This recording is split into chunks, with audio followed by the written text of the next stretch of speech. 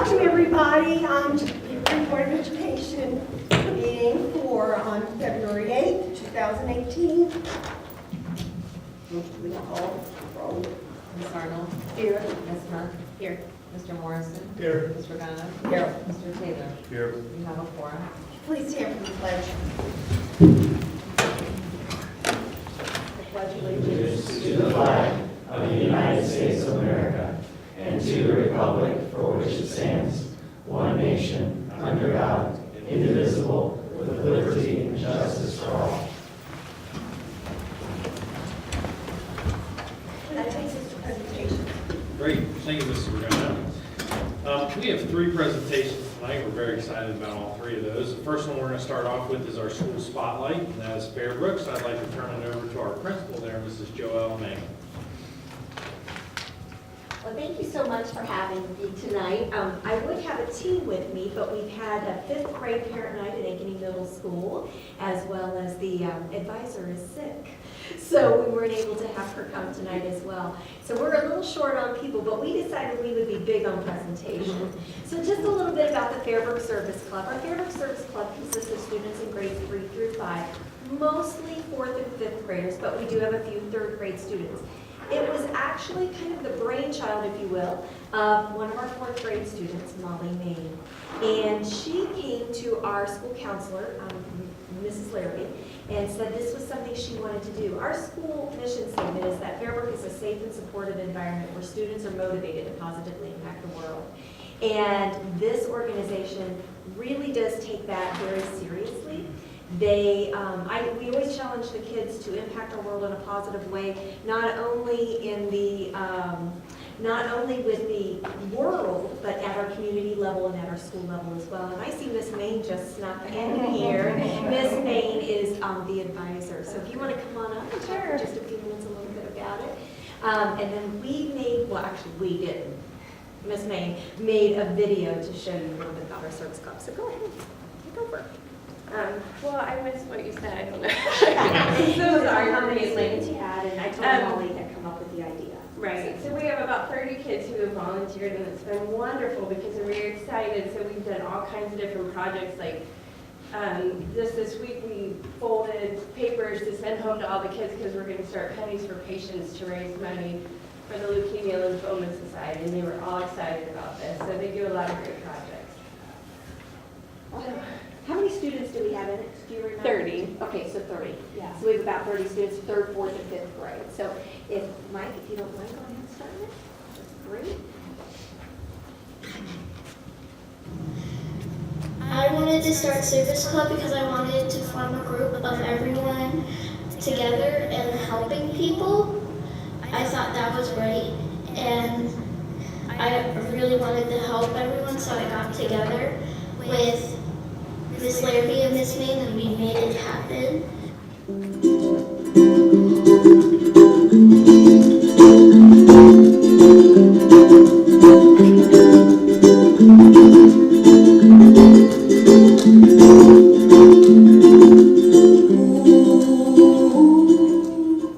I wanted to join Service Club because I wanted to help other people.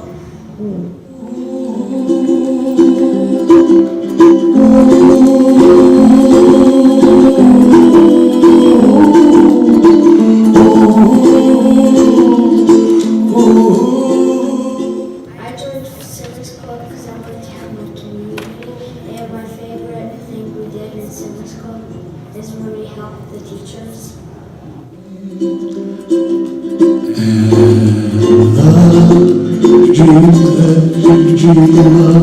Once in the love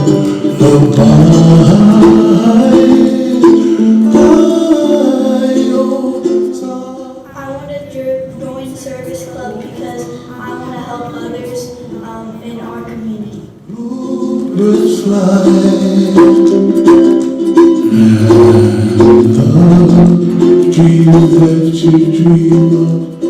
I wanted to join Service Club because I wanted to help our community and make it a happy place. Star with the clouds so far behind. Be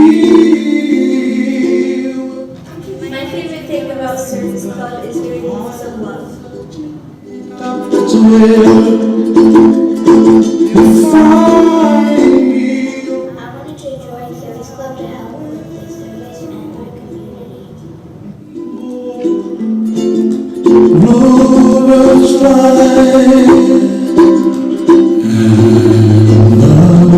the dream that you did too. I wanted to join Service Club because I like to help others. I know someday I wish upon a star, wake up where the clouds are far behind. We were troubled. I wanted to join Service Club because I like giving back to my community. The best thing that we've done personally, I think, is filming the video for our school. Over the rainbow, way up high, the dream that you did too. I joined Service Club because I like doing good deeds.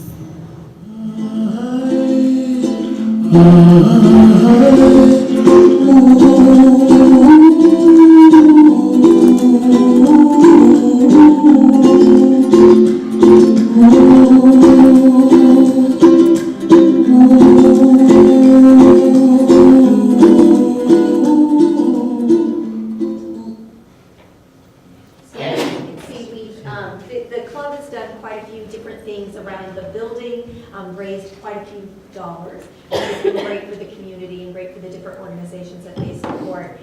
As Amber said, that they're getting ready to do pennies for patients, and we're really excited about that. That's something that's a little bit near and dear to our hearts at Fairbrook, as we've had a couple of students who've had leukemia, and one currently battling that. So that's something we're all looking forward to. That's it, Fairbrook.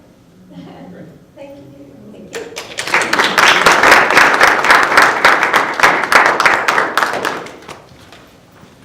Thank you very much. Our next two presentations, we have, as you can see from the video, we have outstanding staff in all our buildings. They do incredible things every day with our kids, day in and day out. But then we also have some who kind of expand their horizon a little bit and make an impact beyond just our school buildings and our community. So we'd like to honor these two individuals. And first, I'd like to ask Mrs. Bobby Fiore to come up, and she will introduce Mrs. Jen Schmidt.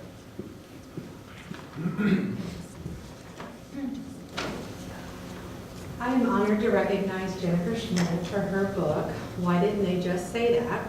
And that's teaching secondary students with high-functioning autism to decode the social world using peer perspective. Jen has 20 years of teaching experience with the last 17 years in Beavercreek City Schools.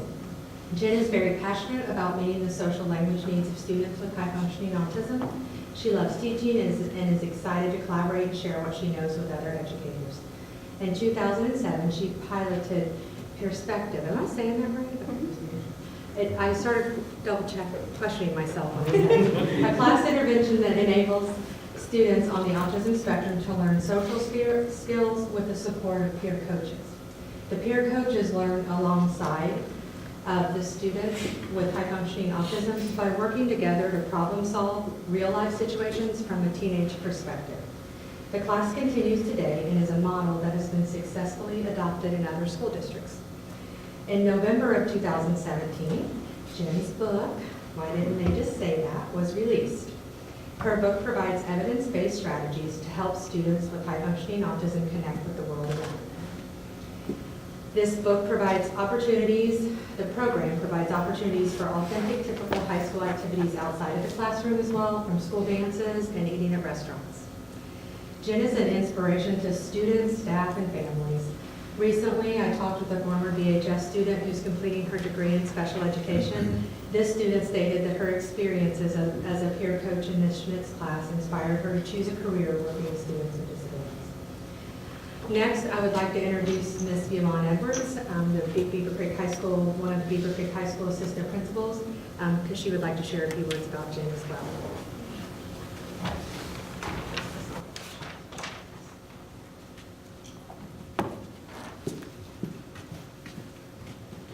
Thank you for giving me some time tonight to talk about Mrs. Schmidt. I tell Jen Schmidt as often as possible how wonderful she's doing with our students, what wonderful things she's doing with our students all the time. So it's great to have the opportunity to publicly say that to her, where she can't run from me, because she often just goes like this at me when I say that to her. But it's nice to be able to tell as many people as I can and what a wonderful job she does with our students. Her book is about curriculum, and she's going to talk to you a little bit about that. And it's geared specifically for, as Ms. Fiore said, the high-functioning part of the autism spectrum. My son, Sean, has Asperger's syndrome, so I've always had a very, very high appreciation for what she does in the classroom, and I often go there when I reach that point in the day or in the week where I just need to get out of my office and remember why I do what I do. Just kind of naturally gravitate to her classroom, especially at lunchtime, because that's a place where our students that aren't comfortable in the cafeteria, that's where they gravitate towards, and I think that's a wonderful thing. So it's always kind of brings me up and gets me back to work.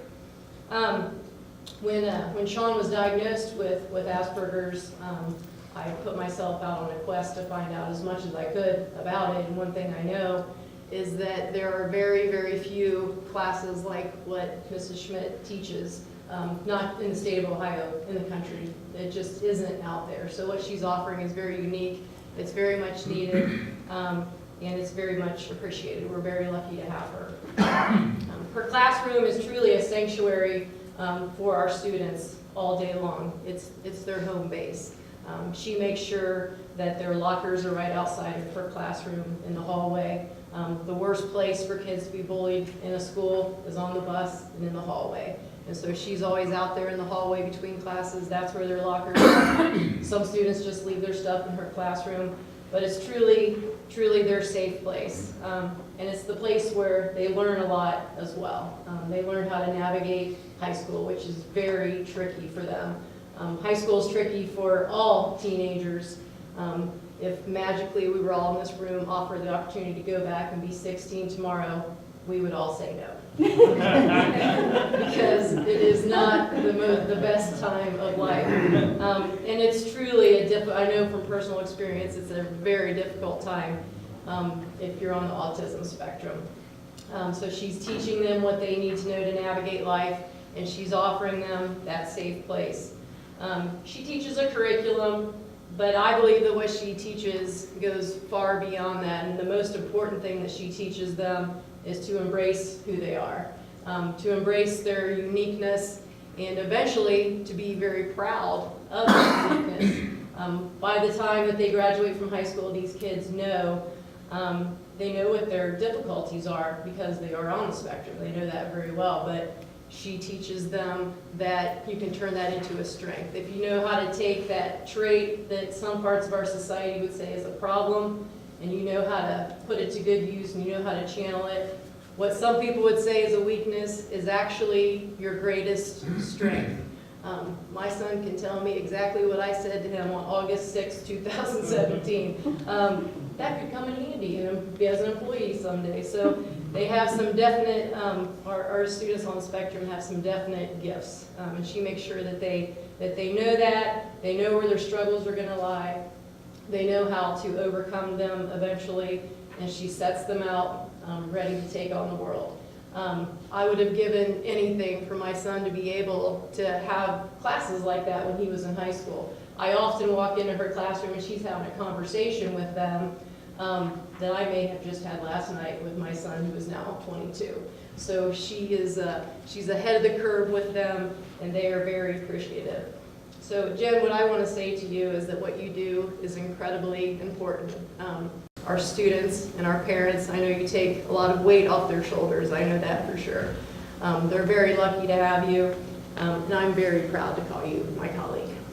Congratulations on your book.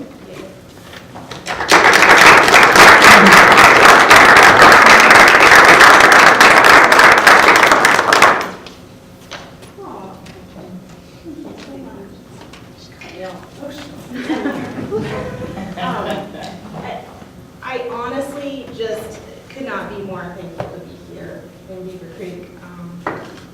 Our administration and all of you allow us to think outside the box. And it's not about a state mandate, it's about what kids need. And it is just an honor to be able to teach this class. The class and the book, my husband will tell you, have been a true labor of love and one of God's callings on my life, I believe. I'm very proud of this accomplishment, but the book isn't about me. It's not about my journey. This book is about all of the amazing students that we get to help through this particular course. And the course itself is unique because we're taking a lot of evidence-based practices, 21 out of 27, and putting it into a year-long course. We use a college textbook because these students are so intelligent. And of course, the peer models, and we also use authentic practice. And so when I said, I'm gonna need to take them on a field trip every quarter, I thought, well, that'll be the deal breaker. Okay, that makes sense. It's research-based, you have to practice that. And, I just felt really supported from the very beginning. I have amazing administrators who get it. From, obviously Miss Edwards, Mrs. Fiore, Mrs. Link, Mr. Harris. I'm like, how do you get it already? You haven't even been here that long. But he does, he gets it. And what I'm really excited about is with this book, we're starting to see this class being integrated into other schools. So Centerville started it 8 years ago based on our model. And when they decided to hire a new speech path because the other one was moving, part of the gig was you had to agree to teach this class. So that to me says something, that it isn't just kind of a nice thing to have, it's imperative. And so just this week, Kettering Fairmont contacted me and Miami Trace contacted me, and they're starting the class. So I guess what I want to say is just thank you for allowing us to really do what's right for kids. This book and this class, like I said, isn't about me. It's about students like Dan, who's finishing his PhD currently.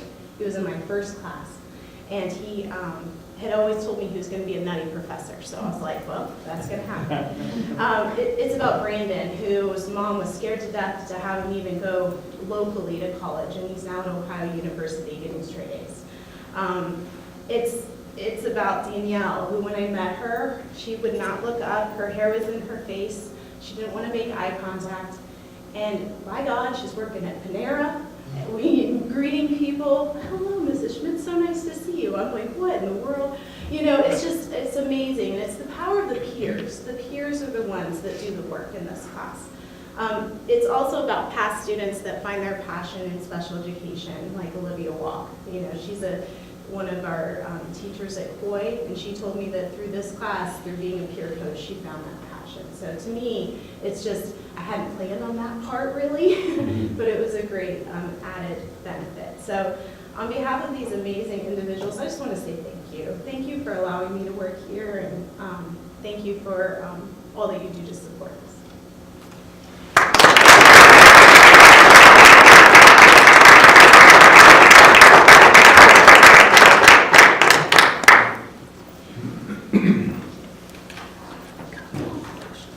Thanks so much, Jen. We'll probably be popping in your room here real soon, so you just had me so intrigued to see. Last year, I got to go there last year and interview our kids. I think we were interviewing them for Target. Yes, we're doing Walmart or Target. We did Target last year. Target, and I was interviewing them, thinking, okay, so I'm supposed to be the manager of Target. This was good. And that was special, yeah. But I mean, it was amazing what the kids knew.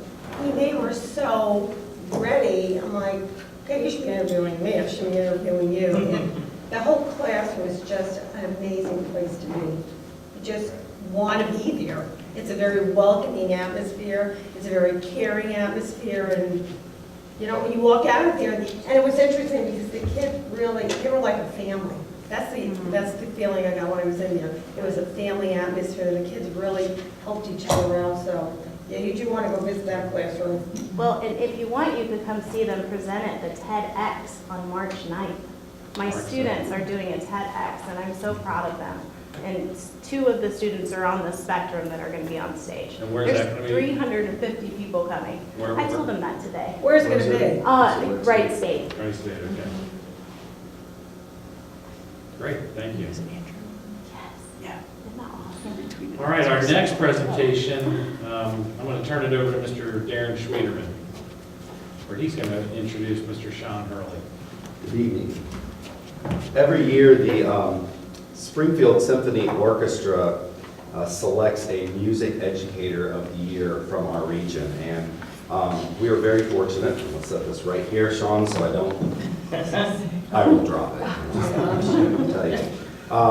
And the focus on the award is looking and recognizing a local music educator that goes above and beyond and making connections with the music programs in their classrooms with the community. And during their concert on January 20th, Coy Middle School music teacher, Mr. Sean Hurley, was recognized as this year's Springfield Symphony Orchestra Music Educator of the Year. Sean is a Beavercreek High School graduate and Friends Show Choir alumni. He graduated in 2005. He attended Miami University, where he got his undergraduate degree in music education in 2009. And Sean did not come immediately to Beavercreek. He started his teaching career at Brookville, and then in 2014 he returned home to Beavercreek City Schools as the choral director at Jacob Coy Middle School. And during his time here in Beavercreek, Sean has helped our music department reinvent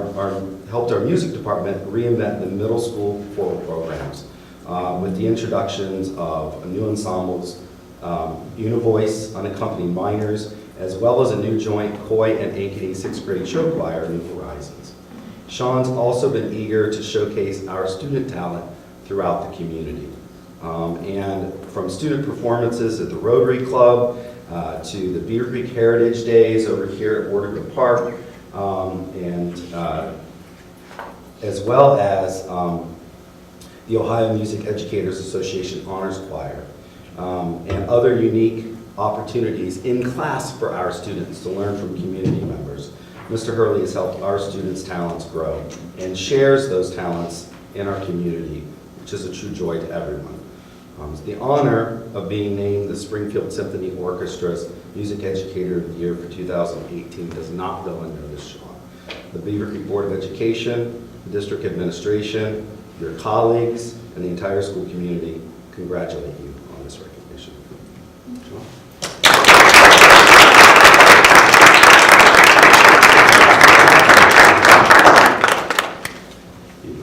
Sure, yeah. Well, thank you very much.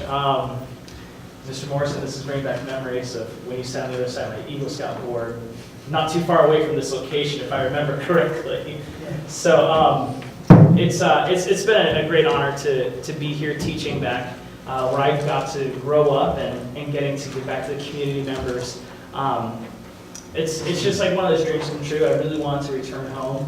There just wasn't a job opening, when I needed a job, so it took me a while to get home. But I'm so happy to be here and so fortunate to work with such great staff and administrators who get it. There's so many things upon our classroom in the 21st century that it just needs that extra touch. And Beavercreek's really kind of, I think, pushing that envelope of what education needs to be in this 21st century. And going along the lines of this award, one of those parameters was pushing the level of connection to our community and to other professional musicians. And just this past January, we had Dr. Ethan Sperry come in from Portland State University, and he wrote a piece for us that we're debuting at our performance tomorrow at the Ohio Music Educators Professional Conference. And Mr. Allen's going to go up with us and say a few words, hopefully all true and nice. But it's one of those things that you just don't see very often. From my experience and being in the music field, you don't see the opportunities given to a middle school program that we have gotten here at Jacob Coy. So the students are very grateful. I'm eternally grateful. And I feel so honored to be among Jen and other recipients of these honors that you guys are doing for us. So Thank you very much, and that's all I really got, so thanks.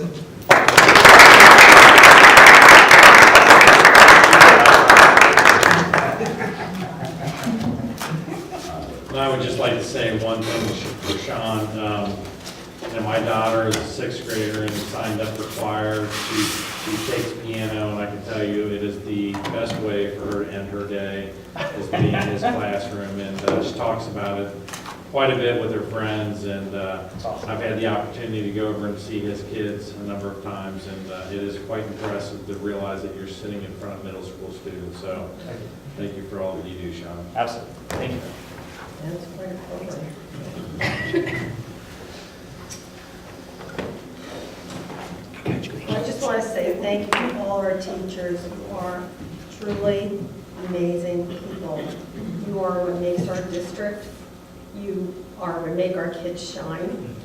And we really appreciate and love all you do for us. So thank you from the bottom of my heart. And I'm sure I share everybody's opinion on this. Thank you both for being, thank you everybody, from the principals to you name it, the teachers to the aides, to everyone. Thank you all for what you do. You are truly appreciated. Trust me, you are. And with that, before I start crying, okay.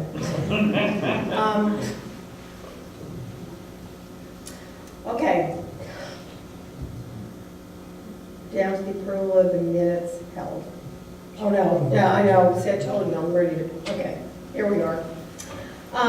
Next thing on the agenda is I need a motion, a second, to approve the agenda as presented. So Second. any discussion? Vote, please. And you are welcome to go if you would like. I gotta catch a charter bus tomorrow. Ms. Arnold? They try. Yes. Mr. Morrison? Yes. Ms. Hunt? Yes. Ms. Regano? Yes. Mr. Taylor? Yes. There's no questions or comments from the public tonight. So I need a motion, a second, to approve the minutes for the January 18 Board of Education meeting, January 11th, organizational meeting, January 11th, hearing on the tax budget meeting, and January 11th, regular meeting of 2018. So moved. Second. Any discussion? Let's take a vote. Ms. Hunt? Yes. Mr. Taylor? Yes. Ms. Arnold? Yes. Mr. Morrison? Yes. Ms. Regano? Yes. Motion carries. And we're to items for board discussion. Thank you, Mr. Brown. As you'll notice, we have quite a few items for board discussion tonight. First one we'd like to cover is our program of studies, and I would first of all like to commend Mr. Enix and his staff. This has been, as Jen said, her book was a labor of love. I'd like to say that this was a labor of love for him as well. But it was very grueling, and they worked behind a lot of time constraints to try to be able to present this tonight. So I'd like to thank him for his work on it. Just as a snapshot, we are offering great things to kids, and we continue to improve that each year. So, turn it over to Mr. Enix. Thank you. Good evening, everyone. I'd like to thank you for the opportunity to share this with you, and unfortunately it is a month behind, but as Mr. Rock alluded to, this is really a culminating document, or culminating documents from really months worth of work. And this is not done in, by a single person. Between our high school, Ferguson Hall, and middle school administration and counselors, the work of our department chairs, curriculum supervisors who oversee gifted services, our secondary curriculum, work with our course of study process that currently this year is with our English department. This is a lot of people doing a lot of great work. And unfortunately, I would say we got a little bit behind this year, but only because there's so many good things that are happening. We want to make sure we got it right before we have a chance to share it with you. I guess I will also somewhat apologize to you a bit in advance, and that the documents that were shared with you were, I got the question earlier from Mrs. Regano, these were not drafts per se. You saw a lot of strike through and highlight, which for us means these are final documents and that things were taken out and things were put in, but it's not a polished document that's going to certainly go home with our students and families. Once we obtain approval, hopefully this evening, these documents will get cleaned up into a final form that our students and families will have a chance to see. But in order for you to see what's different about them, we have to share it in a way that makes a lot of sense, because a polished document compared to last year's is not going to be able to show you what's new and different from last year's this one. So hopefully you could decipher what we have been working on. My goal here tonight is just to give you a brief snapshot of some of the key highlights and changes that have undergone in our program studies in preparation for the next school year. So we're going to start first of all with the high school. You might need to help me out here, Mike. There we go. We're going to start with the high school because really they really parallel very closely with Ferguson Hall. I'll get to that here in just a minute, but a number of key points here to share with you. First of all, we ran into a little bit of an issue with some scheduling in terms of a logjam of elective course options that were really going to impede our students' ability to take a number of electives that we felt were really important for their choice and their ability to take multiple things. And one of those key items was health that really came through for us and allowed for a change in how we offer health. You'll notice in the program of studies that health is now no longer just a 9th grade requirement, but needs to be completed in 9th or 10th grade. And thanks to our health department and our PE teachers, they threw out an idea that may really help a lot of students be able to get this course requirement and still have elective options available to them, something called a zero period. We're going to try this for the first time, which is an opportunity for students to take a course prior to first period class, which means they'll be coming to school early and being able to take the health course in advance of the school day, which allows them to continue having additional course options available during a standard 7-period day. That will be both at the high school and at Ferguson Hall. So this was a huge change for us in practice because that requirement in 9th grade really put us in a tight spot, put the students in a tight spot in terms of some of the elective course options. So a big kudos to our health and PE department for brainstorming a solution to a really big problem that we had. We discussed previously new course offerings at both high school and Ferguson Hall. The first one I want to highlight is the introduction to engineering and design, which is a Project Lead the Way course offered in collaboration with the Greene County Career Center. This is a full-year elective being housed at Ferguson Hall, primarily for our freshmen, but it is open to freshmen through seniors. It is the next phase in of the Career Center bringing Project Lead the Way and that pathway, the Career Tech pathway at Beavercreek High School. We're very excited about this opportunity. We have a great partnership with the Career Center, and they are doing really wonderful things in our current Project Lead the Way courses at the middle school, and this is just taking the next step into the high school. Again, this is an elective course for students, primarily for Ferguson, but as a 9-12 course. The other new program option that we are thrilled about is the ROTC program that has come to Beavercreek after a long overdue placement here. So we, of course, are very excited about that. We're currently in the process of getting space availability ready. Program of studies is set. Students will see that this is a course option. Again, a full-year elective. We anticipate this being housed both at Ferguson Hall and at the high school, depending on our student enrollment. However, we are working on spaces in both buildings, and based on student interest and enrollment, we anticipate this being a full course offering that we anticipate serving between 150 and 180 students. Very excited about that opportunity. We have 2 great staff members that we've been able to hire that are going to take us off the ground, and we are very excited about that. Another change that you would have probably seen as you look through there is art. Art was also one of those courses, a year-long course, Art 1, that led to Art 2 at the high school. However, as we worked through this, we really split Art 1 into 2 semesters. And those semester courses, Art 1A and Art 1B, collectively make Art 1 and are prerequisite for Art 2. However, if a student is to take Art A, they are then eligible to take second-level courses that are also semester in length as well. We felt that was a really good change for our art department because, once again, with so many great electives at our students' disposal, requiring students to have a full year of art before they took any courses later on in high school would have really impacted, we think, the art department and the program in general going forward. Having semester courses really helps to alleviate that strain, and we believe that's going to open up our course offerings for students not only next year, but years in the future as well. So again, kudos to the art department for looking at the changing landscape of curriculum and course offerings and realizing how we can meet the needs of our students and our programs. So very, very excited about that change. And then also the English is a course of study here for English, as I mentioned before. Our really our teachers, K-12, have been working on this really since September, particularly at the high school level. There's been a move back to, again, in collaboration with our teachers at the high school and curriculum supervisors and administrators, a move back from the semester courses to full year courses in 11th and 12th grade with general scholarship and advanced levels. We have changed the speech title to Public Communications and Media 1 and 2. Those are essentially the same, but there are going to be some minor changes there. And then film and literature is a new course in the English department. You go ahead and get the next screen, Mike. The last major change for our program of studies at the high school, and this also includes Ferguson Hall, is our College Credit Plus offerings.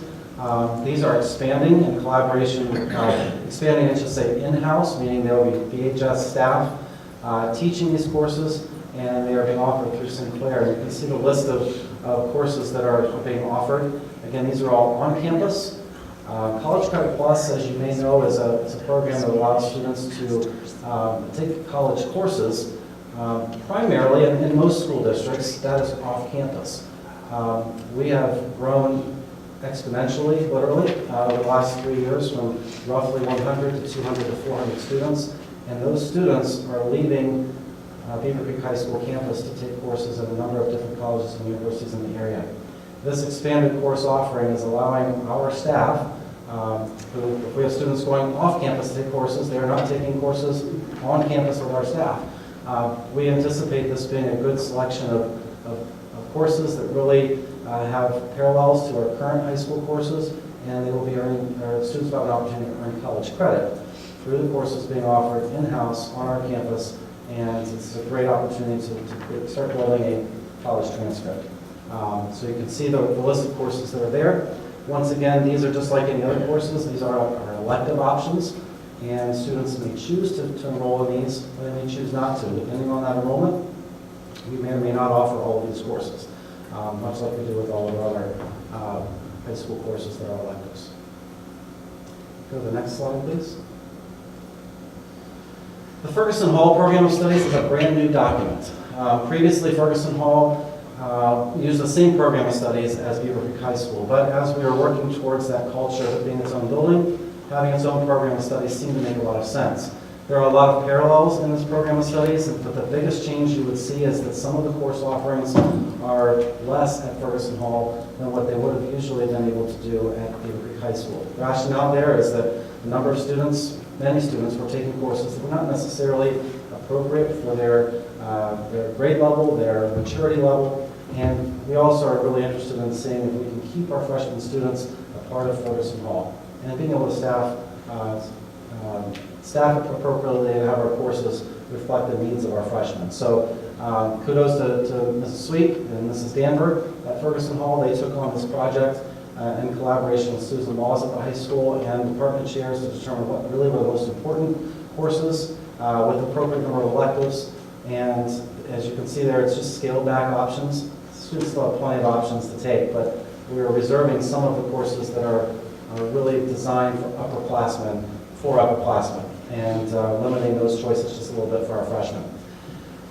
You can see again that there's some repeats here. The health requirement is the same at Ferguson.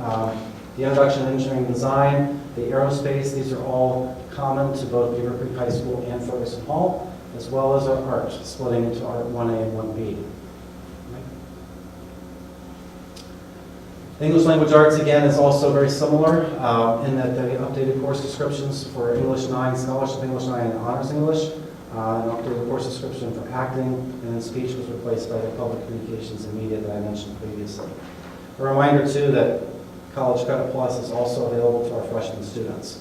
You will see in our program of studies, however, that there are some recommended prerequisites that we are encouraging our students to meet a certain level of coursework on campus before they take College Credit Plus, but very important to state that these are recommendations that students as low as 7th grade have the opportunity to enroll in College Credit Plus courses if they choose to.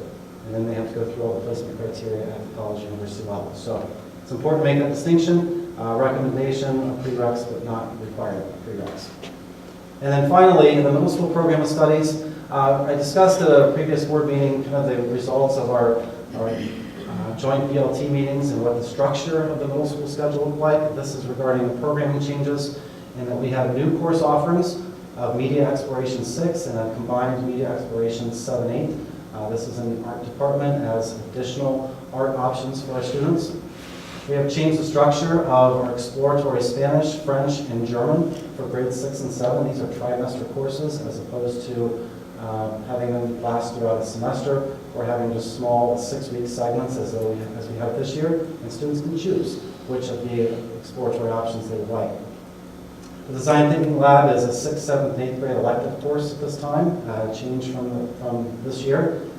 And grant requirements are no longer in place, and so this becomes an elective course for our students all the way through middle school. We've added a PE elective in 6th and 6th grade, and then a combined 7th and 8th grade course, again, for those students that have that desire to have additional physical education in addition to the requirements. Those are our options for our kids. We have taken the Learning Lab away as a result of the structure of the middle school day with the combined study hall flex period for every single student. And then another big change there is the Project Lead the Way courses. With the change to trimesters, there's really a required course in 7th grade for automation and robotics. 7th grade now instead of 8th grade, so there are 8th grade elective options open up for our students a little bit more than we've had in the past. So that's the requirement. The other part of the current course that's a requirement is Flight in Space. That is now an elective course for our 7th and 8th grade students. Again, these are trimesters, 12 weeks long. And then our current App Design and Development course, that's a semester class that's an elective, is really the combination of two courses, Computer Science for Innovation Makers and App Creators. Those two courses combined right now make a semester course. Next year, they will be elective options separate. One is not a prerequisite for the other, but these are, again, also trimester courses. And again, a big thank you to our middle school BLT for helping make some of these changes happen, as well as our liaison with the Career Center, Ryan McCourt. He has been able to work very well with our staff and our district to make the courses happen the way that they need to happen to fit our schedule. And I really appreciate the effort by the Career Center to make that happen for our kids. They're great courses. If you've not been over to COI or anything to see these courses in action, I would encourage you to do so. They're fantastic with some fantastic staff.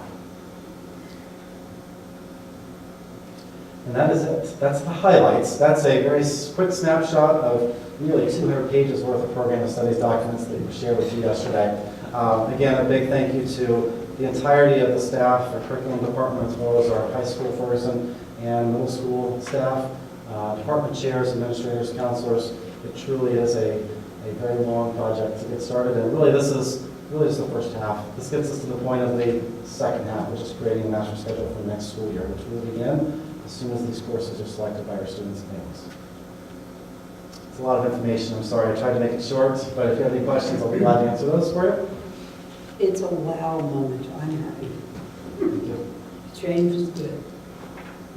Moving on. I would imagine the kids are going to be blown away. A lot of great options. I was telling you before, I wish I had these offerings when I was in school. I mean, when I was reading this, first I was going blind. I'm thinking the work put into this just is, you can't even fathom it. But the offerings for our kids is just amazing. I mean, truly, it was just straight courses. I mean, this is like, the world's the limit to them. I mean, it's amazing. Thank you very much for your time. Thank you. Thank you. Wow. Okay, our next item for board discussion is a communication audit update from Mr. Gilby. If you'll recall, prior to Christmas break, we had the National NSPRA, thank you, NSPRA, they came in, and I know they met with the board, but they met with a number of groups throughout the district, and so we've got that information and data back, and so I've asked Mr. Gilling to give you a highlight and then answer any questions you might have about it. Thank you, Mr. Altman. I also want to thank the Board of Education for allowing me a little bit of time to go over the highlights of that audit. Before I launch into it, I'd be remiss if I didn't thank our staff, our community members, our administrators, and members of our Board of Education for participating in this audit. A lot of good information was gleaned from it, but it would not have been possible without a team effort of everybody in this community. It was a very positive experience, and just goes to show when we're collectively on the same page and moving in the same direction, we can get some good stuff done. So, without further ado, let's launch into a few of the highlights. First off, why was it needed? Why did we need this audit? Well, it was pretty clear to me and many members of our district. We need to communicate. We need to find out what our internal and external stakeholders wanted. We wanted to know how they wanted to get that information. I can tell you that we had maybe a little bit of an idea as far as our demographics go and how they get their information. And through the focus groups, it was kind of affirmed.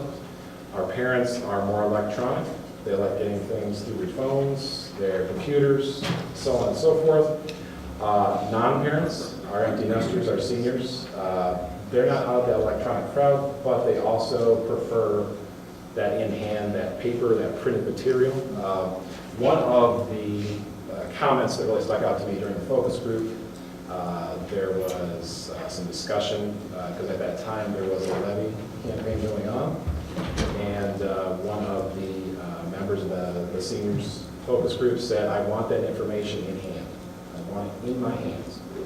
So it is important. This audit was kind of confirmed some, not suspicions, but how people want their information, and as we suspected, it's kind of split down the middle. They want it all different ways, but more toward our parents. They're on their phones more often. They're on getting stuff electronically.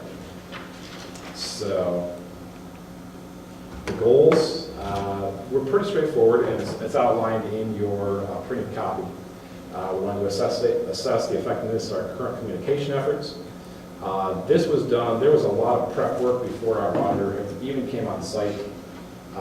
He gleaned and poured over, in excess, I would guarantee, over 150 documents, covering everything from our printed materials, things from our curriculum department, looking at things from our website, everything we're doing externally, some of the internal communications we have, such as our newsletters coming out of our HR department. They didn't leave any stones unturned. They did a pretty thorough job, I feel. And it came out in some of the information they received. So we wanted to get those key facts, the opinions, the concerns, the perceptions of our focus groups, and they didn't hold back. They gave them to us. So, and then taking those findings and finding out some strategies and suggestions going forward. As it states, there are a lot of suggestions for improving our communication apparatus. It's going to take some time, as they point out. They don't expect a strategy of getting it all done in 1 month. It is a concerted effort that takes time, planning, research, and testing. So it is a pretty good start, though. It's a pretty good start. This audit is the start of improving our communication strategies. So, as I said before, this is a collaborative effort.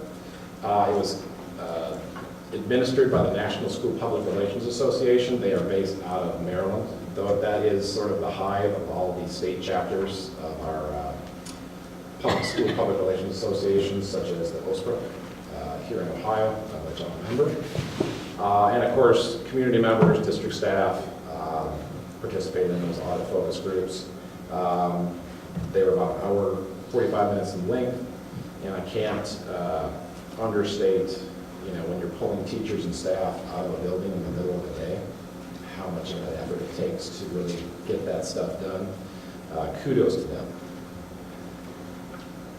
And I will say that our focus groups, and it's listed in the back of your report, But our focus groups were broken into several categories. We had parents and PTO presidents, retirees and senior citizens, business and civic leaders, military families, elementary and secondary teachers, psychologists, counselors, and nurses, administrative assistants, building secretaries, elementary and secondary principals, our administrative cabinet, and of course, the members of the Board of Education. So it was a wide and diverse group.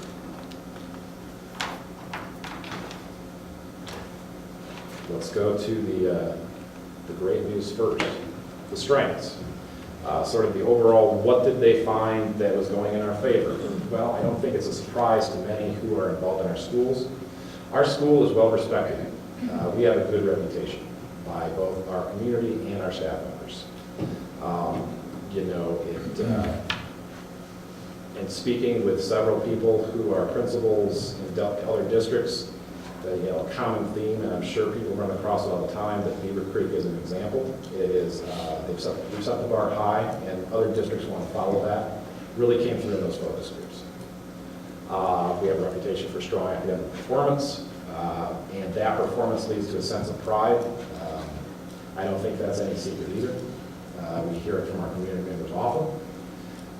We have strong parent support, asking building principal, and they're going to tell you that their volunteer base is strong.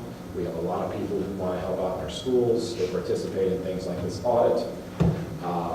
And then the fourth thing up there, financial stability. And we have stakeholder confidence when it comes to our finances. As they rightly put in that report, if there was not confidence in our finances, we probably wouldn't have, the voters wouldn't have approved the last levy renewal. It shows that they trust what we're doing with their money. We're putting it to good use, doing what's right for kids. We're not squandering what they are going to use. So, let's head on over to some of the areas of improvement. There's 4 there. That are key. The biggest is our website as a vehicle for communication. You'll look in your report, you'll see an extensive section on that. That was the area that our respondents felt most strongly about, because obviously it's their first point of contact during any given day. There were several areas that I will launch into when we go into the improvement section for what we're doing so far. But that's probably the biggest one. It's probably, from that website, it's not just a website, it's an intranet, it's a combined calendar, it's a place where a lot of communication activity takes place that is either A, not functioning properly right now, or just not available as a tool set with our current provider. Internal communication. This was a common theme with some of our staff. They felt that they were getting a lot of their information, but they didn't think it was coming from one place. Could have been email for some, could have been a website for others, could have been a phone call, could have been word of mouth. We're going to fix that. Going forward, we're going to put into place an intranet for the staff with key events, information that they can go. It's important to go to one place for your information. Social media consistency. This kind of speaks more to our parents, of course, but they use it. The one consistent complaint is it wasn't consistent, the message wasn't consistent across all our vehicles.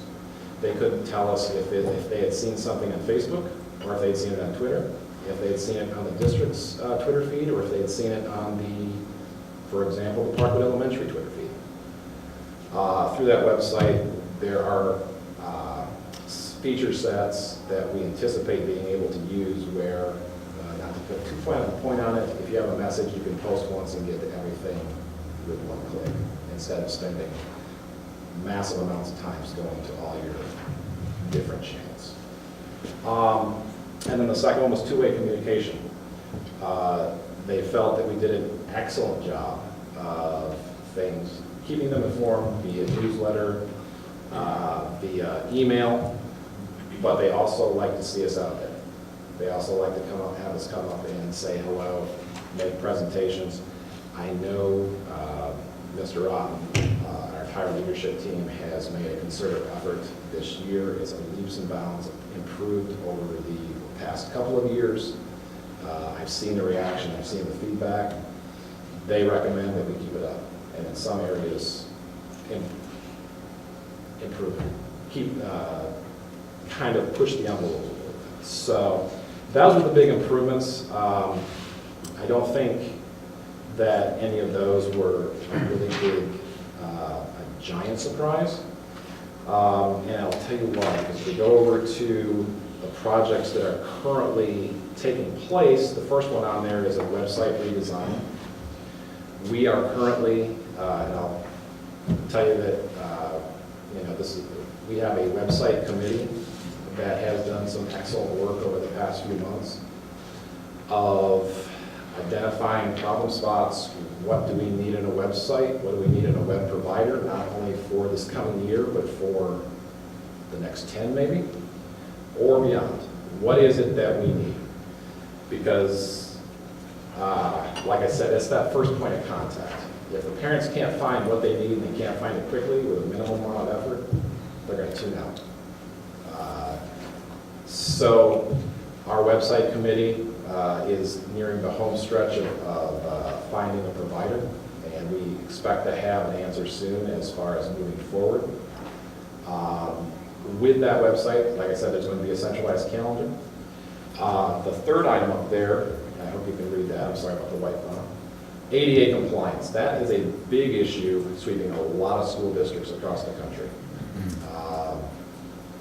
We are working to find a provider, and I think we have some that will put in those stop gaps, put in a scan, or work with a third-party provider to make sure that our website is accessible for everybody.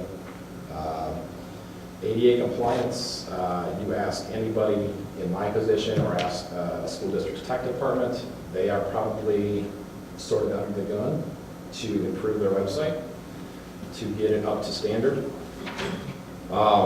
So with our next website provider is going to improve dramatically. That is a huge undertaking. I'm confident we're going to be able to get that fixed. Like I said, social media consistency and that staff intranet. I can't underscore that enough. We have a lot of material going out to our staff on a weekly basis. I know after the meeting we'll have a newsletter coming out from our HR department. Just being able to get that in a central location would be huge, and it's going to happen. One of the things that we have undertaken, and we are now starting to step it up, so to speak, video integration into our message. Video is, and we used it during our last levy campaign, and we use video to sell some of our programs. Coming up, we'll have a video piece on Project Lead the Way. We've used it when just recently Trayvine received a Purple Star Award. It's a great way to get people watching, people engaged. It kind of helps them not click through something within 10 seconds. They will sit there and they will watch it. It's a great way to highlight our achievements, and going forward, incorporating our alumni into this message. They have a great story to tell. We got to get them in front of the camera to tell it. I believe that. And of course, print material, create connections, one-sheet mailers, and then, in the coming months, we're going to find out, what kind of frequency we're looking at based on the needs of some of the programs and some of the other things going on. But another thing that's really important is continue those relationships with print publications, newspapers. What does, we have a good rapport with those newspapers, Daily News, Beavercreek News Current, ZD Gazette. We need to keep that up because our people, our community members do keep that on top of that stuff. They do read that traditional media. So looking down the road, what do we have to undertake as a future improvement project? The big one you'll see in your report is a communication plan. That is a pretty big undertaking that requires a lot of research, a lot of polling, a lot of getting out and digging, refining, and then coming up and measuring your outcomes. It is tied to our strategic plan, which is ongoing. But we anticipate in the near future, well, in the next several months, as our strategic plan goes forward, our communication plan will be fleshed out. Another thing we really should be doing, and we're going to start doing, is using students to tell the story of our district. They are a great way to build a bridge to our community. We've seen it in this room when our students come in. Some would say they're probably the highlight of the meeting. So if we can get that synergy, we can capture that synergy and get that out there in front of our community on a regular basis, the better off we'll be able to talk with our community. And then, as I said before, we're going to keep up our outreach efforts, presentations, getting out and just talking to people. The bottom line is, and the district has the story to tell. They told us over and over that they like what they're seeing. They just want to know more about it. They want to hear more about it. They want to see more about it. And over the next few months, it's going to happen. So, not to be too short, but those are some of the highlights. Do you have any questions or comments for me? One of the things that we've talked about, Mr. Gilding and I, there will be we touched on this briefly, we'll be gathering a group, kind of a communication committee to get together so that it doesn't become the Ryan Gilding plan or the Paul Otten plan, that it really becomes our plan as a district. We would bring that back to the board to present a communication plan, really with a timeline, so that we have a skeleton of when are we sending information, what's it going to look like, and how that's going to play out over time, so that we have those benchmarks of how we're going to communicate to families. And then we're going to communicate that to our families so that they can come to expect that type of communication. And not to say that the Ryan building plan would be bad, but the community plan is better. That diversity of those voices and viewpoints is just going to make for a better outcome. So we'll have that. We will kick off next school year with that plan in place. Thank you. Thank you very much. The next item is board committees. If I could ask the board to look at page 32, I'd like to explain this document to you. Asked each board member to fill out a form or provide information about the committees that they would like to serve on. The list that you have here in front of you, you can see there's a parenthetical behind everybody's names. Those were preferences. So if one was a preference, that was your first preference. I believe almost everybody has stayed onto the same committees that they served on this past year, which is great. There's some familiarity there as well.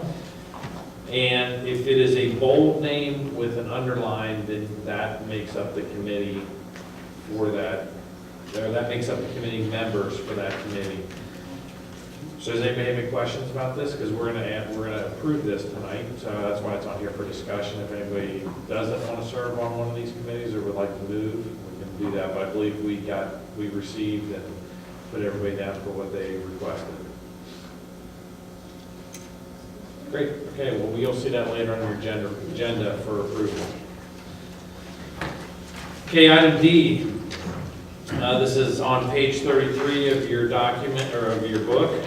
I'd just like to hit a few highlights of this. We're very excited. We had an opportunity. We received a phone call from Dayton International, and we'd like to first we'd like to thank Dayton International for storing our jet, our 727, since 2014. And Terry Slayball has just been really a guy who has carried the torch for our district and has never asked for us to do anything with that jet. And they stored it free. They stored it free. There was no cost associated with it. They actually not only stored it free, but they fenced in the jet at their cost as well. It was their cost. So When I came on board last year, Mr. Enix and I went and had lunch with Mr. Slayball, and really the purpose of that lunch was to thank him and didn't want to outstay our welcome. And he was very clear saying, no, this is a good opportunity. We're in no hurry at this point. So that was great for us to hear. As things have transpired with the JET, we talked to the board last year about the opportunity to turn it into a classroom, and after looking at the cost analysis with that, the board decided that it would be a hardship on our district for our costs that were associated to move forward with that project. So the board decided not to do that, and that was my recommendation also, to not move forward with that. With that being said, one of the pieces that the JET is a really shining star of the JET, or a shining piece of the JET, is we were able to apply for a straight A grant in the amount of $984,000. And I will tell you, and I think Mr. Enix will tell you, and our team that went to the Ohio Department of Education, it was very clear that the only reason we received a $984,000 grant for aerospace was because of the JET. It was such a strong reason, it almost became a problem for us to try to get the grant modified, because the Ohio Department of Education felt so strongly that they were so intrigued by the JET that they felt they wanted the JET to be a piece of that. We were successful towards the end of last year to receive that modification, and the beautiful thing about it is that $984,000 is now impacting students across all of Greene County and the aerospace initiative, and that has started getting off the ground now, no pun intended. But it has been an outstanding piece, and if you talk with Mr. Dave Deskins at the Greene County Career Center, this is really a component that was missing for him as a county career center, and this really filled that void for all our districts. And I will tell you, the superintendents in all those districts are really ecstatic about having the materials provided to them that they or us would not be able to afford without that grant money. So with that being said, we were contacted around the holidays from Dayton International, and I think the phrase that was used by one of Mr. Slayball's staff members was, Mr. Slayball would love the opportunity and would appreciate it if Beavercreek City Schools would be willing to donate the JET to the city of Dayton, which in turn will be used by Sinclair Community College for an aircraft maintenance program, engineering program for students there. So with that being said, that was a great opportunity, because we were in the process of looking how to scrap the JET. I think the best option we could have gotten or received from Mr. Thompson was $2,500 to scrap the JET. I don't think anybody wanted to see that in a dumpster, and the $2,500 really wasn't worth it. So we are excited to be able to do this tonight, and this is the first step. We will be donating this to the city of Dayton, because the Dayton International Airport is owned by the city of Dayton, and then they will take control of the JET. We have no expense in disposing of it. They will utilize it how they see fit. So that is a great thing for us, and the JET is being used for educational purposes. We have been in contact with FedEx, and they are ecstatic about this opportunity. So once the city of Dayton approves this contract, then the city of Dayton and Beavercreek and Sinclair will have a public press release to talk about how excited we are to do that. So the contract is before you. It's really 2 pages, but you'll notice I think it's 7, because the rest of the document is the original FedEx agreement. The new contract references the FedEx agreement, because what we are saying is we will give this JET over, and we are doing that at no cost. And again, they stored it since 2014 at no cost.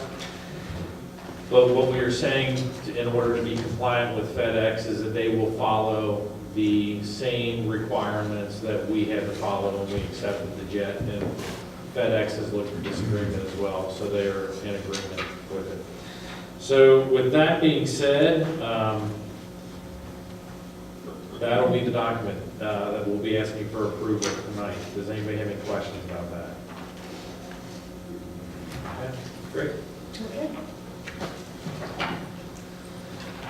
And we're still going. All right, the next item, E.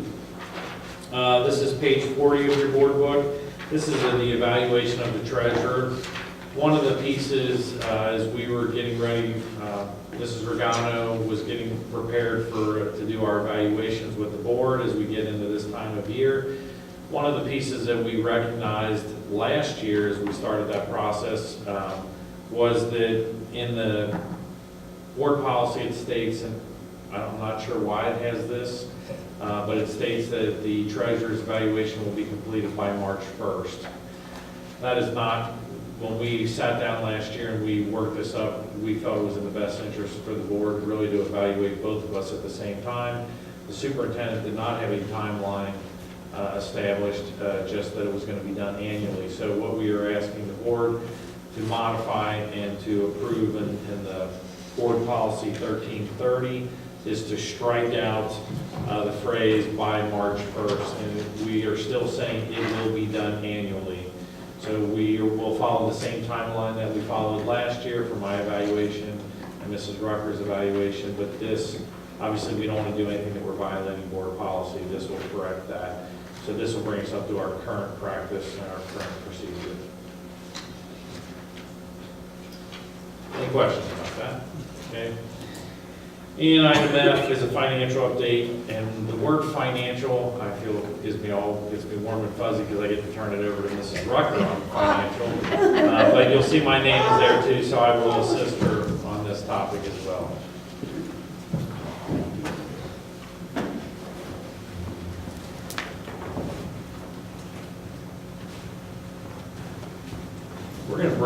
What we're going to do is we're going to bring this monitor over to the center so the board can see this, because what Mrs. Rucker is going to do, we're going to go through some models here. One of the things, I don't want to steal her thunder here, but one of the things that we have been doing in our cabinet meeting that we meet each week, Mrs. Rucker has decided to have a standing item on there for probably the last 6 weeks, maybe 7 weeks. And that standing item is basically a financial update, financial position, reflection of the district. And I think everybody, the 7 of us, would agree that when it's Mrs. Rucker's turn, we all kind of cringe, we all try to find reasons to leave the room. I started calling in sick on Wednesdays, but really one of the things we want to do is we feel it's critical for our board to see this financial picture that lays before us so that we can start talking about how are we going to proceed to address this. The other item I will say before I turn it over is I think the board is aware that we received a letter from the Ohio Department of Education, and in that letter it was tentatively approved. We had come up with a plan, and Ms. Rucker talked about us looking toward a levy possibly in November, what our recommendation would be for new money. And but along with that, it also talks about the ability to make look at reductions or cost savings for the district. So we think we need to at least start having a conversation with the board tonight on where we currently stand and what modeling that looks like as we move forward. When I first came to the district several years ago, one of the first things I did was I started looking at the, first of all, we had just passed the levy in November of 13, the new money levy, and I came in June of 14. So I started doing the research. I started researching the creek connections and trying to piece together what happened, how many times did it take to pass the levy, how many mills there were, how many cuts were made prior to, how long the levy was going to last, what our promises were, so that when we were adding staff back during the time I came in, I was able to understand what we were doing with the money. One of the things that I saw in the fall 2011 Creek Connections was there was questions on how long the new money was going to last. And the treasurer had said that if the proceeds from that levy would allow the district to remain solvent for 3 years. So the levy was a 3-year, I mean, it was a 5-year emergency levy, but it was going to only keep us solvent for 3 years. One of the other things that happened, you know, that I noticed in the fall of 2013 Creek Connections, that it had been more than 10 years since the voters had last approved a levy to provide the schools with additional operating income. So it had been over 10 years. So up until this date, it's been another 5. So it lasted a little longer than the 3 years. So you could technically say in 15 years, you've had 1 new money levy.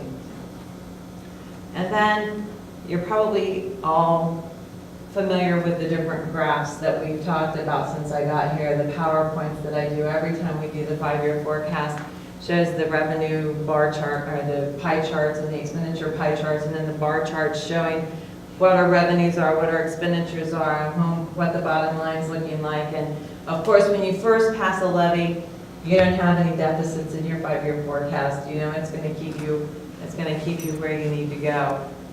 Then as you keep going, so we saw the 5-year forecast when we had deficits 5 years out, and then, which was in 2022. Then we saw it in, 4 years out and 5 years out, so 2021 and 2022.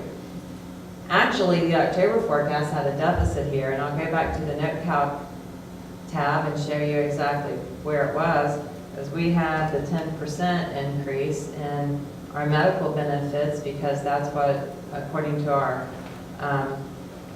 agreement, our negotiated agreement, up to 10% of an increase, the district pays 85% of, but anything above 10%, the employees carry the burden of. So 10% is what we project.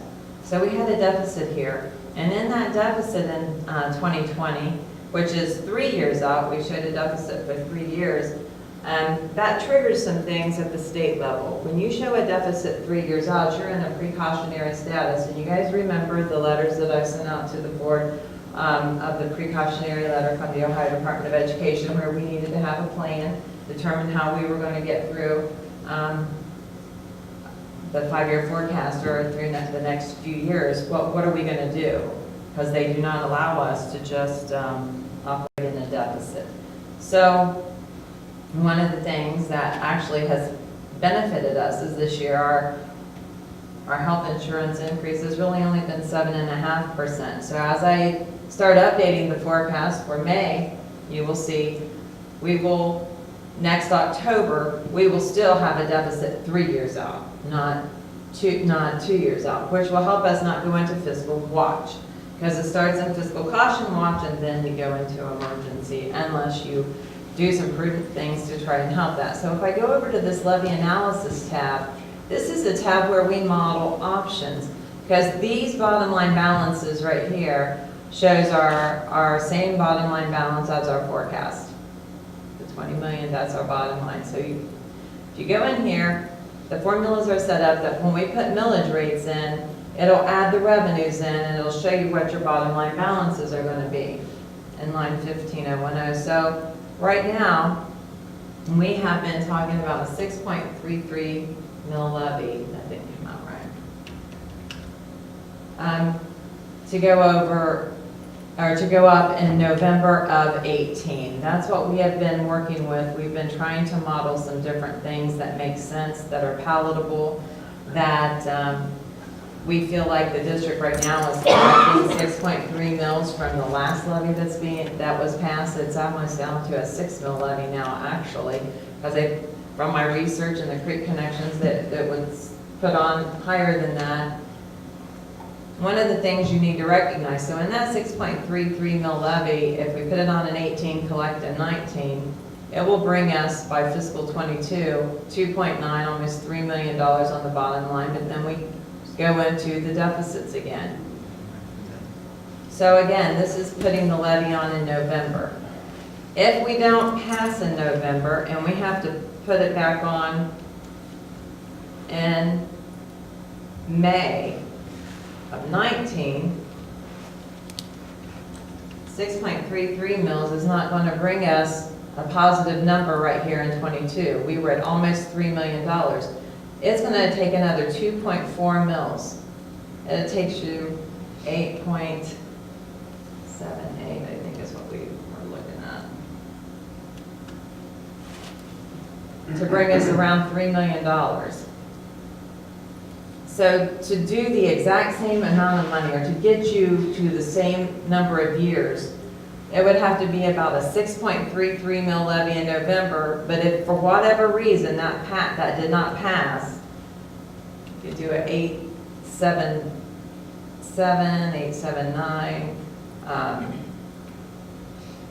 This is the model that we use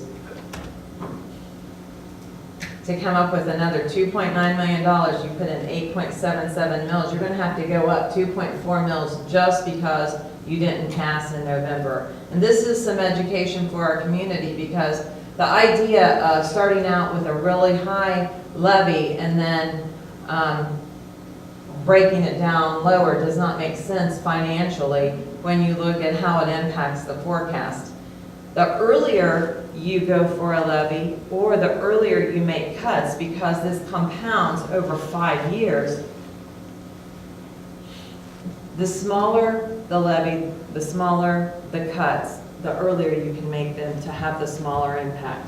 Otherwise, if you wait till year 4 to try to make all of the cuts you're trying to deal with, whether they're 38 million, 65 million, you can see that's not prudent. But if you do it back here in 18 and 19 to try and impact those large cuts that are coming in the future. Now, is this going to change? Of course it's going to change. This is a fluid document, but we know that we're pretty stinking close month to month. We are taking that 5-year forecast, we're breaking it down by the months. We are living within our means. We are very close in what our projections are. So over time, even if you're off $1 million each year, which is $5 million in 5 years, that's still not going to put a big dent in the type of levies we have to have here. I mean, these are tens of millions of dollars that needs to be impacted, because you're talking about an $80 million budget every year. So $1 million off a year, or $2 million off a year, 2/80ths. That's a very small percentage that you would be off. So at the end of the day, we use this tool to help us understand how we need to position ourselves in a financial plan. So 6.33 mils. Another thing I wanted to show you, so a lot of times, because that's only going to bring you, if you pass that levy in 18 to collect in 19, it's only going to get you about 3 years, right? And you still don't have your $12 million at the bottom line, which is what we try to achieve. Go into the note calc tab, and let's just say where our salaries are up here, say in 2020, just say there were $2 million in reductions.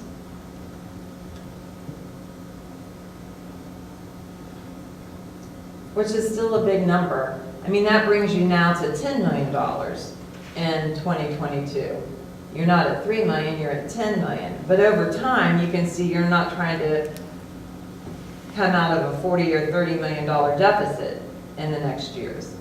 So what I guess I'm trying to show you is there's combination ways that you can go through in the future as we keep looking for a plan on how to stay out of the deficits.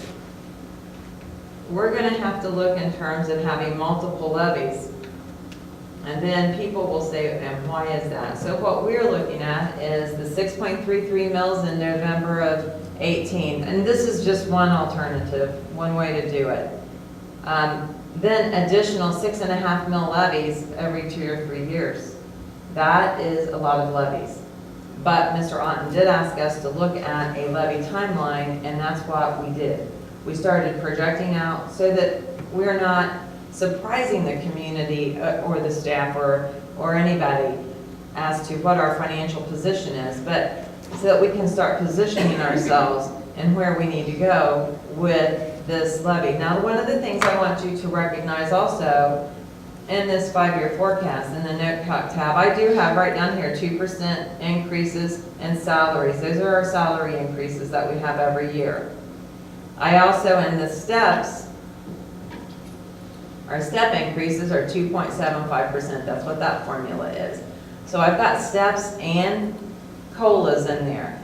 The one thing somebody could say to me is, well, let me take these out because we didn't really pass these levies.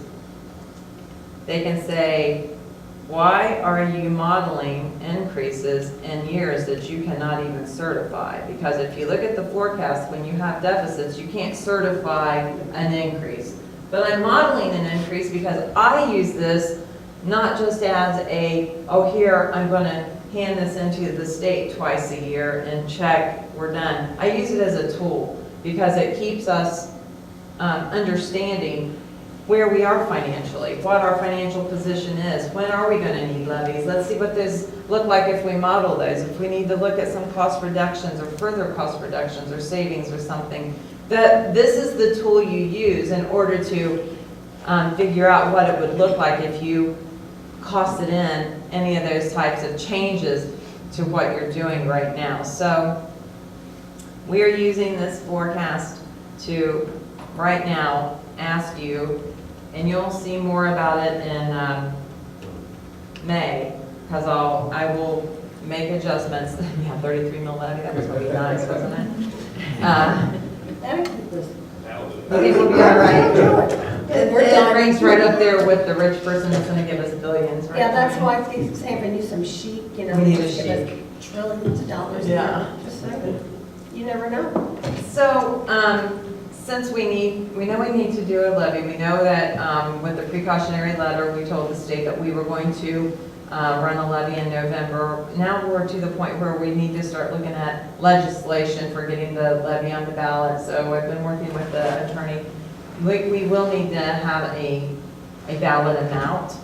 And when we start actually getting ready to go out into the community and explain these types of issues to our community and constituents, they need to know what can our board support. And so I'm asking the board whether they would support or not, or have some discussion on what type of size of levy you would like for us to model and go at for November. And I'll bring you legislation probably in May. The first, because you have the necessity for the levy, and then we'll get it certified, the millage amount certified by the county auditor, and then I'll bring back the legislation to proceed. So the necessity, then they certify, and then to proceed. So it's two resolutions. But I need a millage amount. We were looking at 6.33 mils for a lot of reasons, but it seems palatable. It's very much what the community did pass and is paying from the last levy. It was like 6.3 mils. It will get us out about 3 more years, and it'll give us time to have some different strategies, perhaps for cost savings or something of that nature. But any questions or any inputs you guys have, I'm willing to take those right now. So we can actually say to this community, from what I'm saying, we are not asking you for any more money than we need. No. That's what I'm saying. These You're numbers right. are showing. We can say to this community, we are not asking for any more than we need. We're not going way out of bounds here. This is what we need to keep us solvent until the deficit hits us again. Knowing that we do have, we're in the middle, well, we're in the end of a biennial budget. We'll have another, so there's 2 more biennial budgets in this 5-year forecast. And if you try to go to 2026, which is what I'm doing in the levy analysis at least, I mean, you're talking probably 4 or 5 more, biennial budgets, which is state funding. We are state funded by about 24%. The problem that the district has in the big picture is that we don't have a great partner. I mean, we don't have our partnership with the state isn't very, it's not very helpful.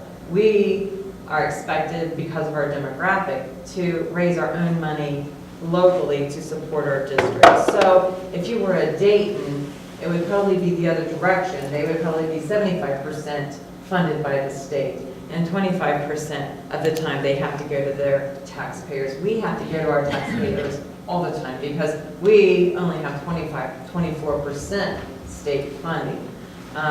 Districts like in Oakwood, they go to the ballot every 3 years. Everybody just knows it. Every 3 years they're gonna need new money because that's just the way they're gonna get funded, because they're not, where is the money gonna come from? If you have continuously increasing expenditures, but you have a flat revenue line because you don't have any growth in your revenue, you're gonna have to keep coming back. That's just how that's gonna work. So, Can I add something to that? Mr. Sure, Carter? sure. One of the things that we talked about, Mr. Thompson and I had an interesting meeting, I believe last week, with SHP Leading Design. And in that meeting, we talked about the Ohio School Facility Commission, or OFCC now. And the state ranks schools from, there's 613 school districts in the state of Ohio. They rank them 1, being the poorest, to 613. And so you have that scale. Those change. Your number changes each year because it'll fluctuate a little bit here and there. And 613 is the top. Beavercreek was 582. So that 582 out of 613 school districts in the state of Ohio in terms of wealth. So the state looks at us as a very wealthy district. And as Mrs. Rucker, I love her line, we do not have a strong partner in the state when it comes to finances. So because the state sees us as a very wealthy district, then our schools are carried on the back of our residents. if we go back to the last PowerPoint I did, you can probably remember when we talked about the revenues per pupil, and our district has lower revenues per pupil than our peer groups, the state, similar districts, and everything like that. This is where we keep showing that those expenditures go up, but the revenues, they slide down because we were having even, and then of course our reserves will go down. Because we keep having the levies that keep needing to get renewed, and even when we get them renewed, it's still flat. And then here's our bar charts where you would just see 3 years of deficits. I mean, the big thing I guess we need to take away from it is that our revenues are not keeping pace. We have a revenue problem. Look at the state revenue per pupil. I mean, we're in the lower quartile of state revenues per pupil, and we can afford more than everybody else can afford if you look at the numbers that Paul was just speaking of. We don't have a problem managing ourselves. When you look at here's our median resident income is at the top, but our revenue per pupil was at the bottom. That's an issue. The other issue that I just wanted to bring up real quick is our expenditure per pupil. Our expenditure per pupil is super low. We're down here with the state average. Our comparison districts our expenditure per pupil is much higher. What this says to me is we have a revenue problem. And the only way to fix a revenue problem is to raise revenues. And we're not going to get it from the state. And I will add, one of the things I'd like to let the board know, in the seat I sit in, I'm responsible also to work with our leadership team to really look at the letter that Mrs. Rucker received when we talk about cost savings. And one of the things that we are all prepared to start doing is obviously looking at low-hanging fruit. What is that low-hanging fruit that we can start grabbing?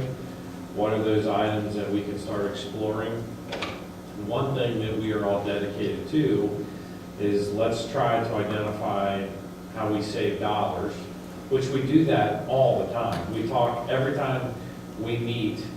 Our best cabinet meetings are the ones where Penny's not there. Because when Penny's there, it's grueling because everything we talk about has a dollar sign. I mean, it's really when I moved into this job, I started working at a central office job. I was amazed that everything you talk about has a dollar sign.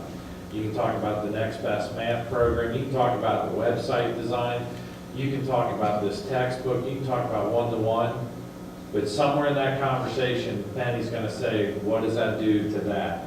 And thank God she does that. I mean, that is what she does. I joke, I do love when Penny's in cabinet, but we're fortunate to have her where she's looking at that, and that helps all of us. When she's not there, somebody else in the room will say, well, what will Penny say about that? So that's the question that gets brought up. Getting on train. So one of the things that I joke and say that backtrack theory, any one of them could have done this presentation tonight because we do it all the time. Yeah. So one of the things that we as a team will start looking at is what are the low-hanging fruit? What are some other cost-saving reductions or cost-saving issues that we can start looking at?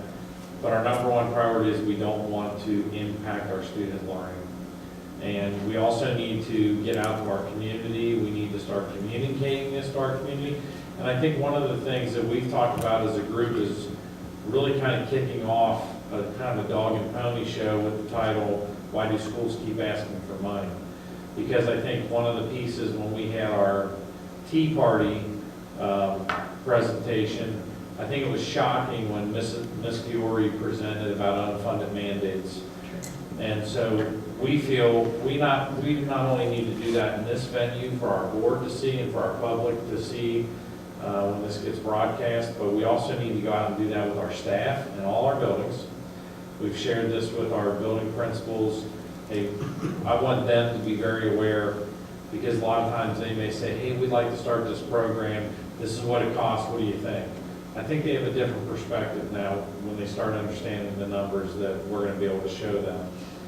But at the same time, too, we need to inform our staff. Then we also need to get out to our families, and we need to get out to civic organizations. So I see us really trying to get that ball rolling here in the spring, some in the summer, and really heavy in the fall. But the one thing we always hear, I think all of us who've worked in other districts, you hear it there, is I don't want our community to say the only time they come to us to talk to us is when they need money.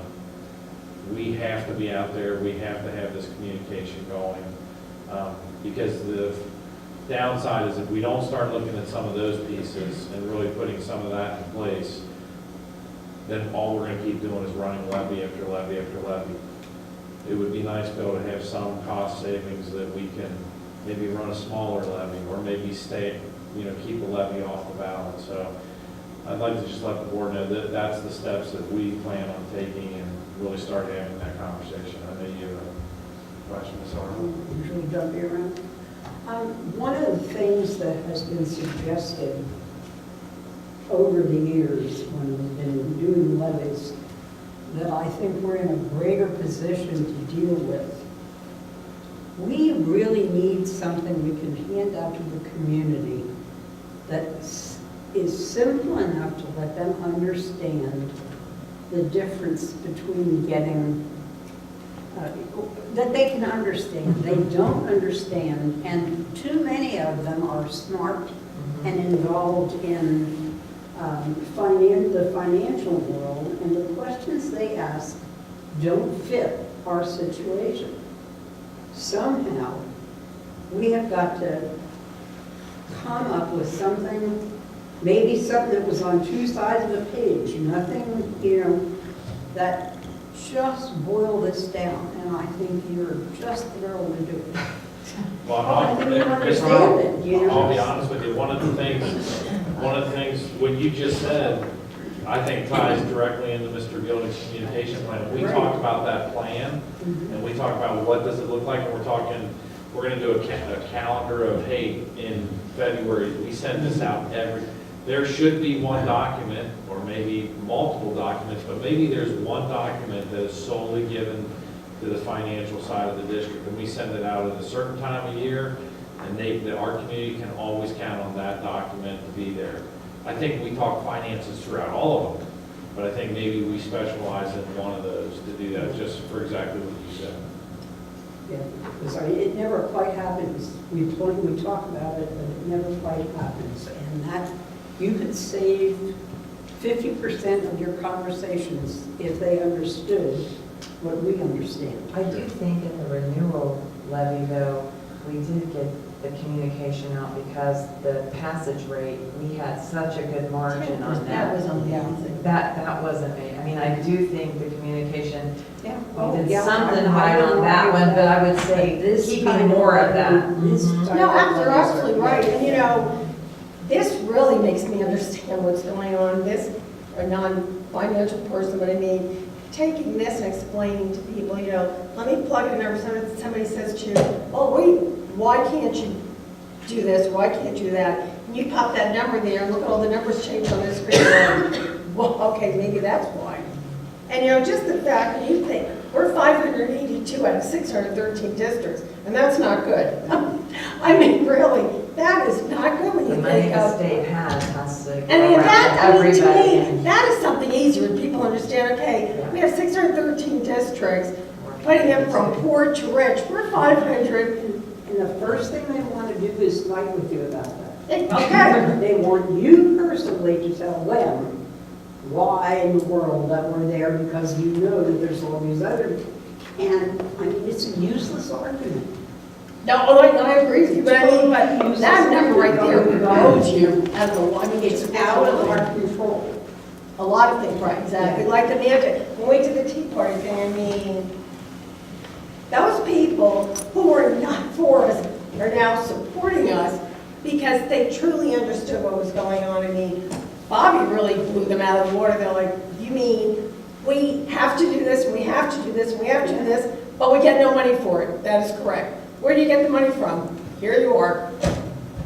People don't realize that, I mean, and you're right, having people understand this, but we need to get this out to the public. I mean, we need to let them know that we are not asking any more. We promise that we will never ask you for any more than we need. That they really need to know, and look at what we're doing with the money you have given us. And the sooner we get it out to the public and our staff and everybody, the better off we are, because I don't want anybody saying, we waited till the last minute, you know, now you tell us in September, which you didn't say that, but I mean, they need to start hearing it over and over again until, like, you're all sick of hearing from her. But I don't want anybody to ever say they didn't hear from us or didn't know what was going on. And I know what you're saying, they're gonna say they didn't anyway. 90% of them. I know, But if we're going to be fighting them with facts, so. And there's, Denny? Penny, first of all, you're not allowed to be sick on Wednesdays. he called Wednesday off this week. That's number one. Couple of things. Thank you for all the information you shared tonight. I think your projections are definitely within reason. A 2% increase is certainly something that our staff truly deserves because they're working hard. If we want to attract and maintain the best, we have to make sure that we're willing to do those things. So that's definitely not out of line. I don't think as a district, what you put up here is a little bit different than the numbers that I was looking at and some of the recent things that I've seen. We cannot continue last year, for example, where our expenditures exceed our revenues by $3.5 million. This year, we were anticipating that our expenditures will exceed our revenues by $3.7 million. We've got to get this so that we're a little bit more balanced. I think that you're at 6.33, we're right on the cusp of probably the most that we can ask for. And I definitely think we need to show our community that we're all in this together and we're going to tighten our belts as well. That's the message that we have to get out there, that this is everybody working together. And so it can't be that we want this, we want this. We have to show what we're doing internally also to do our share. And you're right about that, we wouldn't be doing our due diligence if all wasn't looking at where's the cost savings here. I mean, that wouldn't be fair to the community.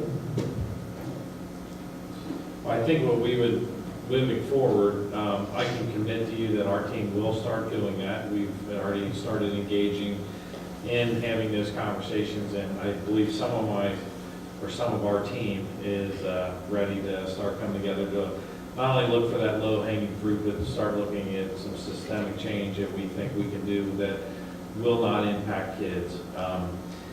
The other thing I know Mrs. Rucker is looking for the board to come up with a millage rate that you feel comfortable with. neither one of us feel you need to make that decision tonight. As she said, we will be coming back in May, but we do feel that that millage rate needs to be determined by March so that we can get everything in place, so that we're prepared to come in May with that number. I know her recommendation, she's, I don't want to speak for her, but I obviously support Mrs. Rucker with her 6.33, and that would be my recommendation as well.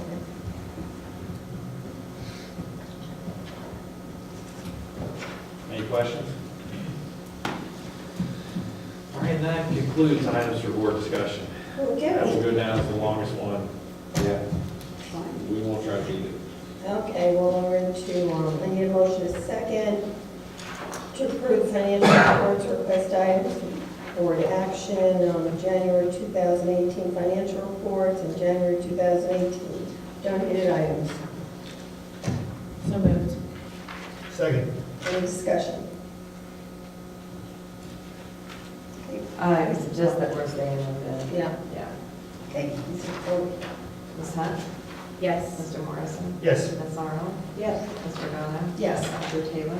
Yes. Motion carries. Okay.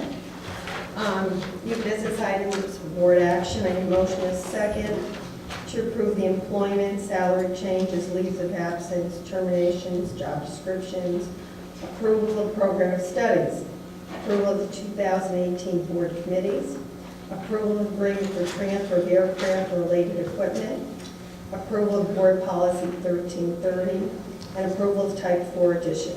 So moved. Second. Any discussion? The only item I'll talk about is F, and that is one student that we are approving under type 4 reimbursement. That's it. Okay. Ms. Arnold? Yes. Mr. Taylor? Yes. Ms. Hunt? Yes. Mr. Morrison? Yes. Ms. Regano? Yes. Motion carries. Down to announcements. Okay, Professional Development Day in middle school, Friday, February 16, 2018. President's Day, no school, all offices closed, February 19, 2018. Weekend of Jazz, March 2nd and 3rd, 2018. That's going to be fun. Hopefully there will be no snow messing things up. And Board of Education meeting, March 15, 2018. And it takes us down to board comments. Mrs. Arnold. It's been a good meeting. Talked for lots of information and interesting things, and I am just happy to be part of this community and the board, and gosh, the kids have been playing basketball. We have quite a few of those, so the girls were amazing. Knocking it out. Okay, Mr. Taylor. Okay, great. Listening to the three presentations tonight, I'm always struck by the fact that education is more than just the academic things that we do. For instance, for the Beavercreek group, the concept of compassion and becoming a real human being was stressed by that and that group.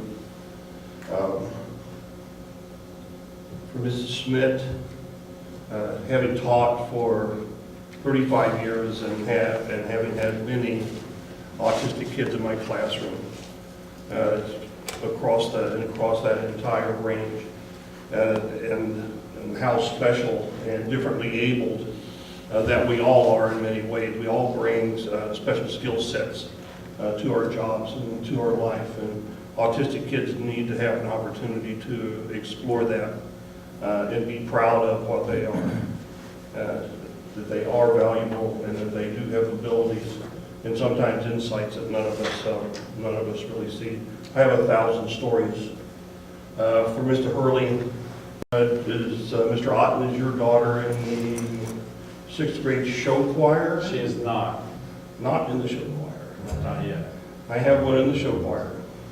And it's very, very, very special. And he does such a great job with motivating the kids to do that. But all three of those things really speak to a side of being human, of being compassionate, and developing the side of of our personalities that really aren't taught in the academics in the classroom. So keep up the good work. It's that 4 pillars Mhm. that we've all proved that they're just working away to. Sure. Lovely. Just lovely. Mrs. Sun? Well, I'm happy as a parent and as a preschool teacher to be on the downhill slope of the school year. I get an amen from the teachers. It's kind of neat to see when you come back from Christmas break, when you teach preschool, they were babies when they came to me, and now they're, Isn't that I amazing? teach how 2s that and happens all of a 3s. sudden? Yeah. So that's kind of fun. But yeah, I appreciate teachers more and more every day that I teach preschools. I love my job, but there are days when it's tough, and there are only 2. So, one quick announcement: if you're not aware, tomorrow night at the boys basketball game, there will be a recognition at halftime for our boys soccer team state championship. The banner will be raised in the gym, and there's a reception prior to at 5:45 in the high school commons. So it'll be great to go out and support the boys basketball team as well as the boys soccer team.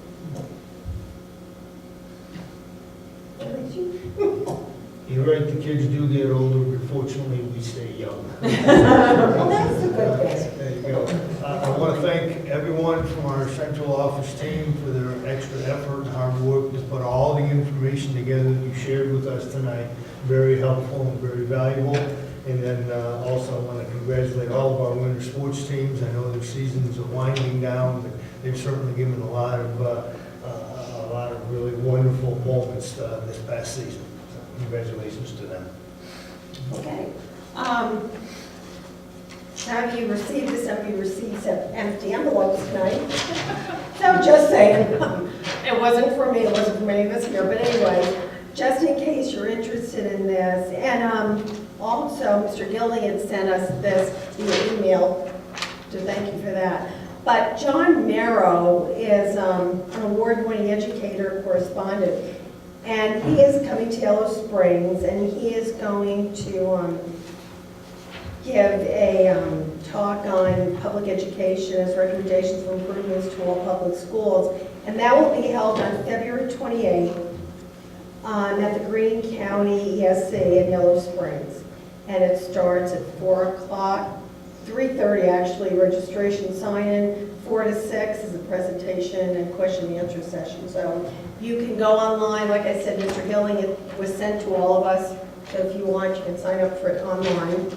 The other thing I want to share with the board is, Mr. Taylor and I are on this strategic plan, asked to be on the strategic planning, and it was really important to us that the board be part of this.